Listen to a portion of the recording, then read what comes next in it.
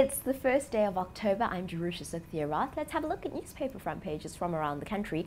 We'll kick it off with the front page of the Cape Argus. Some really cool sporting news. JP Duminy being named the captain of South Africa's T20 side. Here, in fact, on the front page of the Cape Argus, he's actually being interviewed by Nick Pawson and a cameraman here at News 24 Live. So we're kind of chuffed in the office this morning. On the next front page, here we see the front page of the Cape Times, and I want us to focus on a little spot in the middle there. MPs seek to absolve Zuma of Nkandla spending while criticising Madonsela. Now, this is going to be a theme that runs through most newspaper front pages this morning.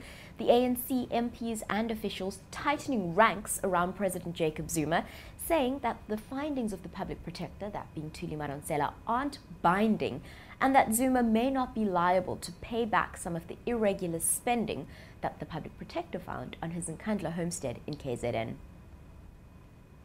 On the front page of the Mercury, here we see the same story. Zuma won't pay for Nkandla.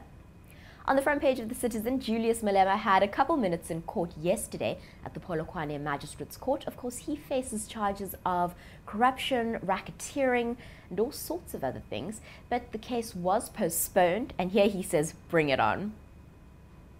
Again, on the front page of Beeld, we have a very interesting story. Now, this is also to do with Nkandla, but certain project managers who were involved on the project are now under investigation for their part in the irregular expenditure. Their hearings are underway, and media, in fact, gate-crashed one of those hearings, and we'll see a bit more about that on more of the front pages. On the front page of the Burger, the same story about these project managers who are now facing hearings for Nkandla expenditure. On the front page of the Witness, here we see victory, we win Nkandla access battle.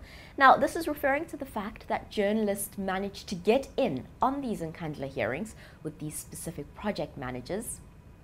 And here on the front page it says, hands off Zuma, says PMB fans. President Zuma, of course, was in Johannesburg, or rather in Pietermaritzburg, speaking about how the ANC plans to solve some of the public service delivery protests or problems in the area, and PMB fans there saying, hands off Zuma.